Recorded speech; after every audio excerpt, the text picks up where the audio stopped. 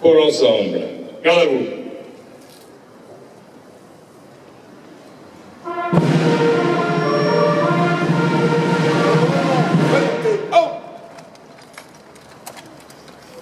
Ouvrez le banc.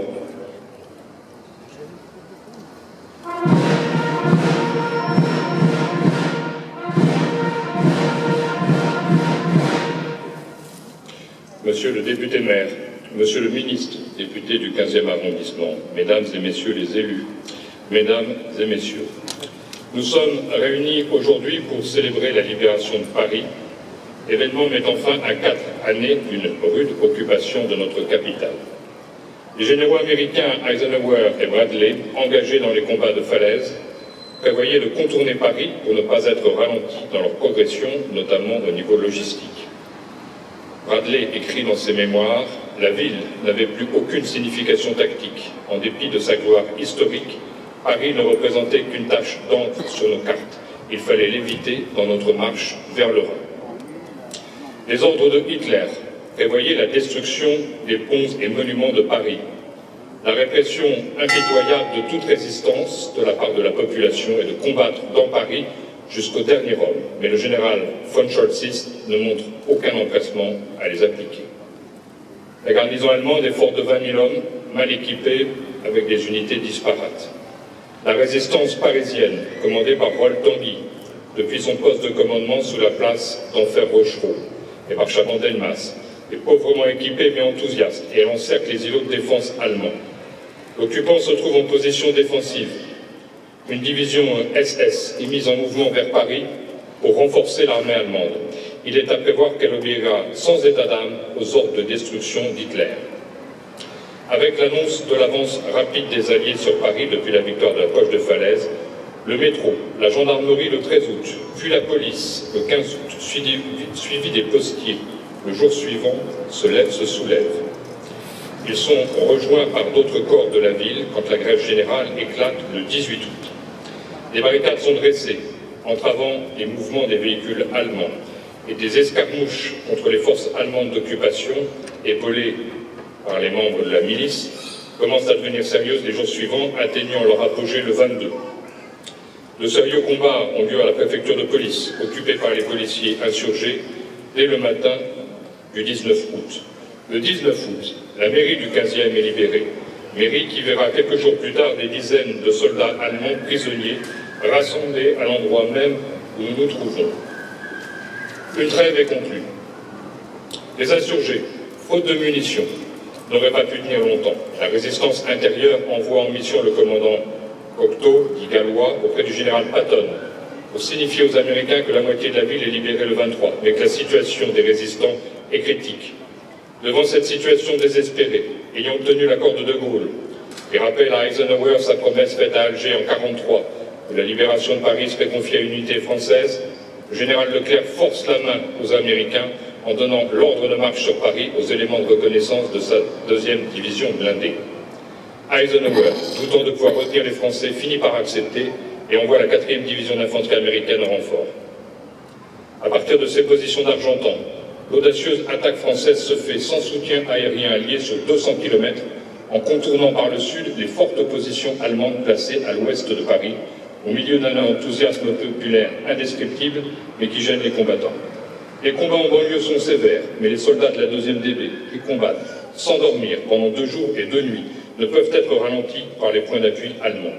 La vive résistance allemande est emportée sans souci des pertes importantes chez les Français, et les éléments de la 2e DB entrent dans Paris par la porte d'Orléans le 24 août 1944. Sous le commandement du général Leclerc, le capitaine Drôme pénètre dans Paris par la porte d'Italie, avec sa 9e compagnie du régiment de marche de Tchad, fort de 15 véhicules blindés, pour se poster en renfort des FFI devant l'hôtel de ville le 24 août à 21h22. En dépit de la garnison allemande, encore puissante de 16 000 à 20 000 hommes, et ce en attendant le groupe de la 2e division blindée. Guidés par les résistants, les Alliés atteignent la rue de Rivoli, malgré de sérieux combats en pleine ville. Les chars français détruisent les panzers allemands et les colonnes blindées à plusieurs reprises au cours de duels au canon. Après la blessure du capitaine Branet, qui commandait le détachement d'hommes qui remontait la rue de Rivoli, l'état-major allemand est fait prisonnier par les Français. La signature de la reddition des troupes nazies est faite à la gare Montparnasse le 25 août dans le 15e arrondissement. Malgré tout, des combats sporadiques continuent, en particulier du fait des unités SS qui refusent la capitulation du général von Scholtz en menaçant de fusiller les officiers traîtres de la Wehrmacht qui leur commandent la reddition. Le même jour, Charles de Gaulle arrive au ministère de la Guerre rue Saint-Dominique, puis fait à l'hôtel de ville un discours à la population dont un extrait est resté célèbre. Paris outragé, Paris brisé, Paris martyrisé, mais Paris libéré. Georges Bidault lui demande de proclamer la République. De Gaulle refuse. La République n'a jamais cessé d'être. Vichy fut toujours et demeure nul et non avenu. Fermez le banc. Nous ensemble, reposez.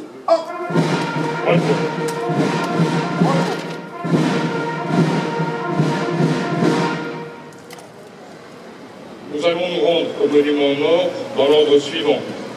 La musique, les porte-drapeaux, le détachement Koufra, les autorités civiles et militaires, les anciens combattants et le public, aux ordres du chef de musique.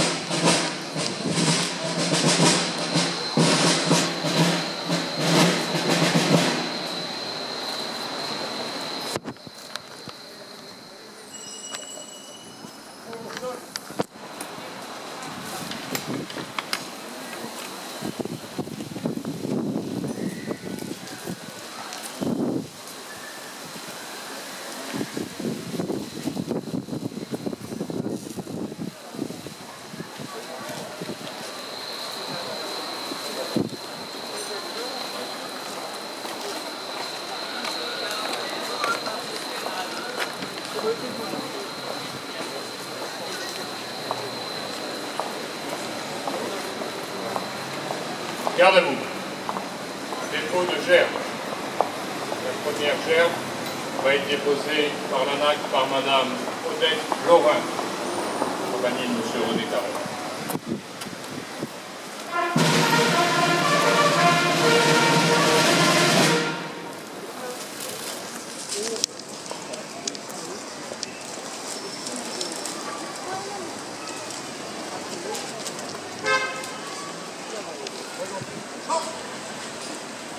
Odette Laurin est une résistante qui a participé à la libération de la mairie du 15e arrondissement.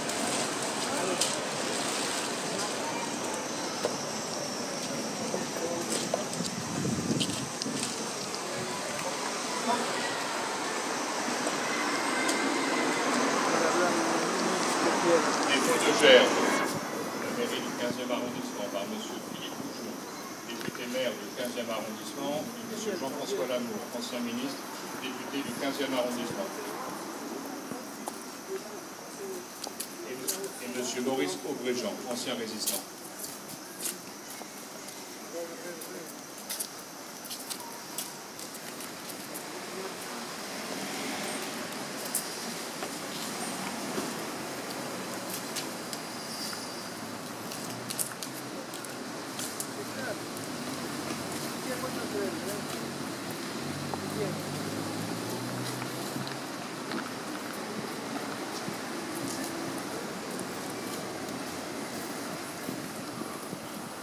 autogère au nom du maire de Paris par M.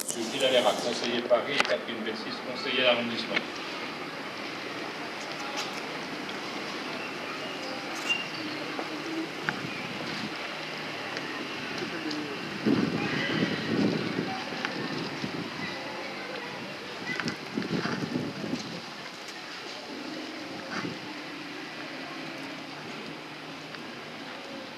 Aux morts.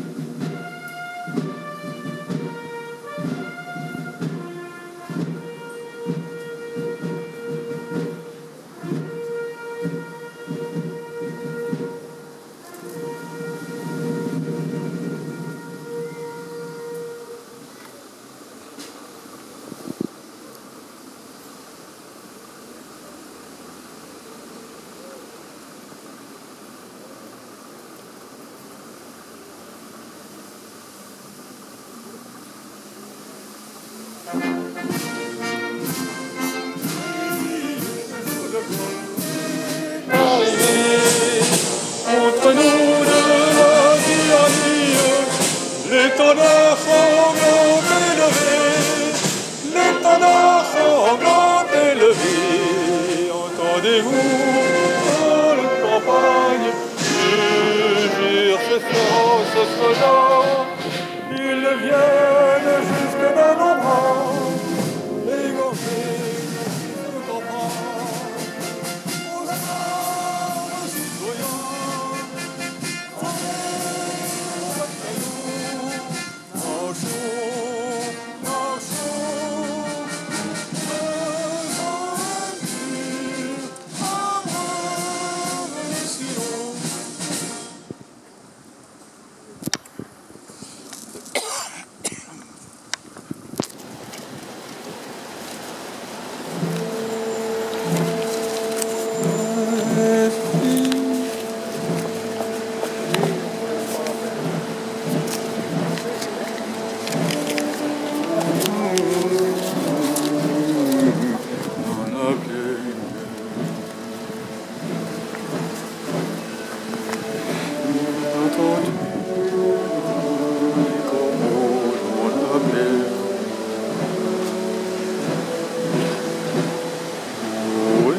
partisans, ouvriers, paysans, c'est l'alarme.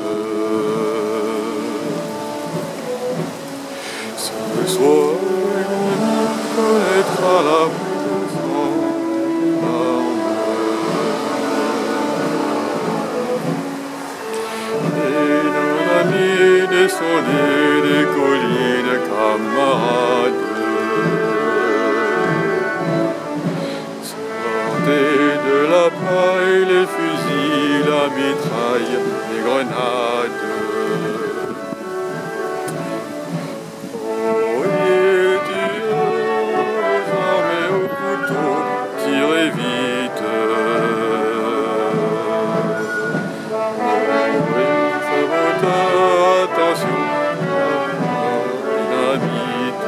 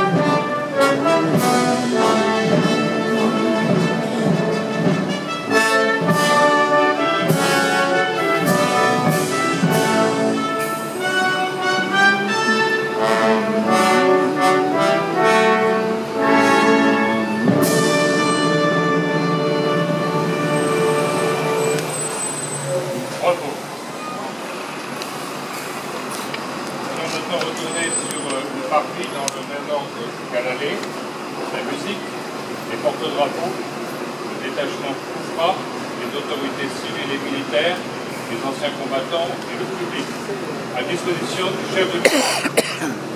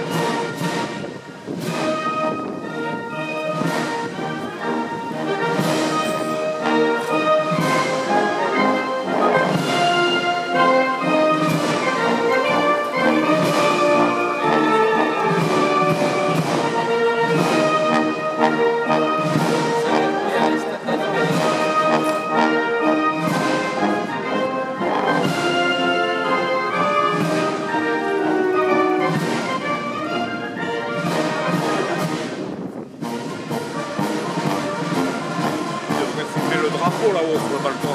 Il y en a qu'un qui l'a mis. Ah oui, en fait, c'est vrai. Ben oui.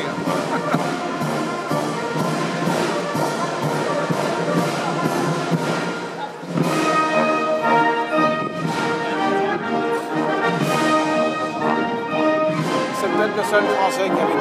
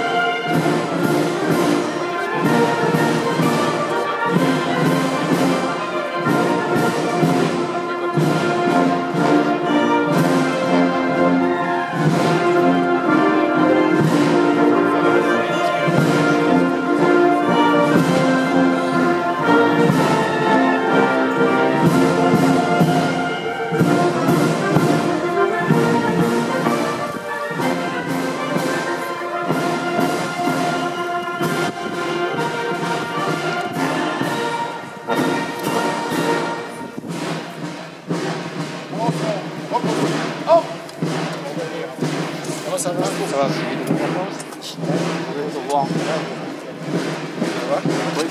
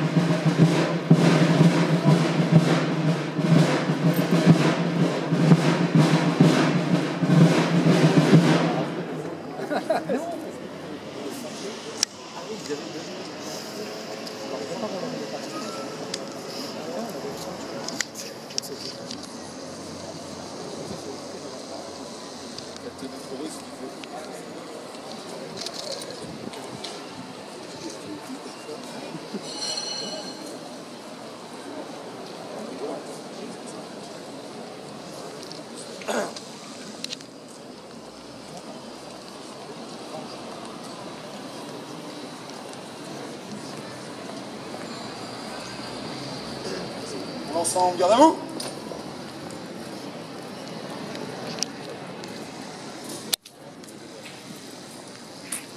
Pour la France! Vive le général Leclerc! Pour la France! Vive le général Leclerc! Pour la France! Vive le général Leclerc! Ensemble, repos.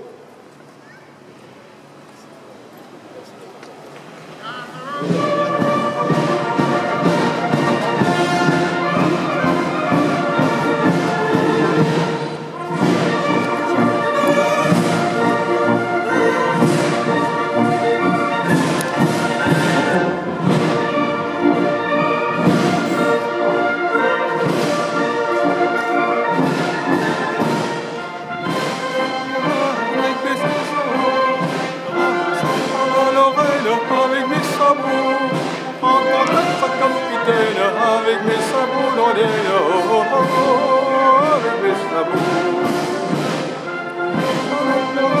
Avec mes sabots, en passant pendant l'oreille avec mes sabots.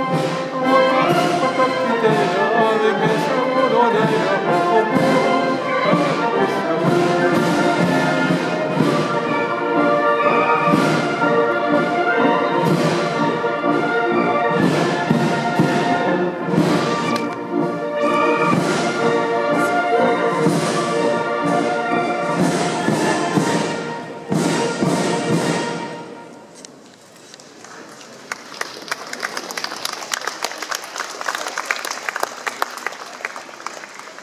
L'hymne national.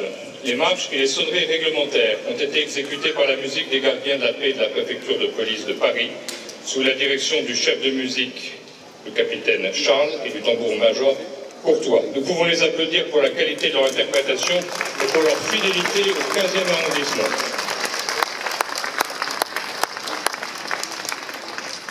Je remercie de leur présence les élus du 15e arrondissement, les autorités civiles et militaires, les porte-drapeaux des associations, les anciens combattants présents et le public qui a participé. Je remercie tout particulièrement le détachement Koufra, ici, qui a, samedi dernier, 24, dans les rues du 15e arrondissement, avec un détachement de près d'une centaine d'hommes et de femmes, fait revivre la libération de notre arrondissement. Encore merci et un grand bravo à eux.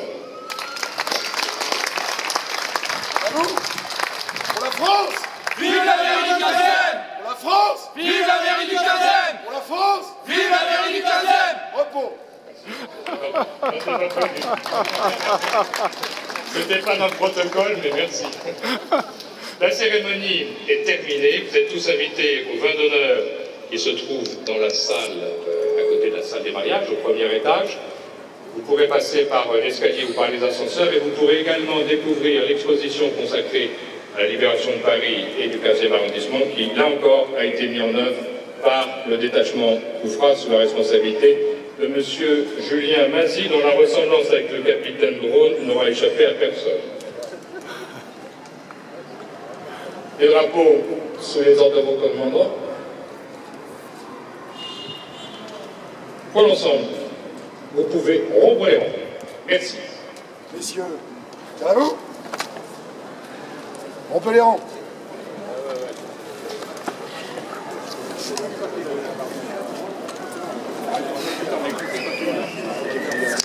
Allez.